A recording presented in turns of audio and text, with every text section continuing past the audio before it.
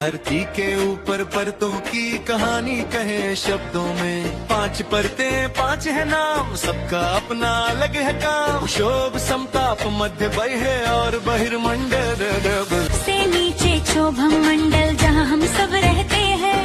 बादल बारिश बिजली आंधी यही तो सब सहते हैं। शोभ से द्वाया किलोमीटर तक इसकी ऊंची माया है। मौसम का हर रंग इसी ने यहाँ सजाया है। थोड़ा और ऊपर चले तो समता पंडल आता है। हवाई जहाज उड़ाने का सबसे बढ़िया रास्ता है। यही छिपी है ओजोन जो धूप से हमें बचाती है। सूरज की किरणों का गुस्सा खुद पर सह जाती है। तीसरी तरफ है मध्य मंडल सबसे ठंडी इसकी काया। उल्का पिंड जब यहाँ है आते उनका अंत लहम दंदर दंदर दंदर दंदर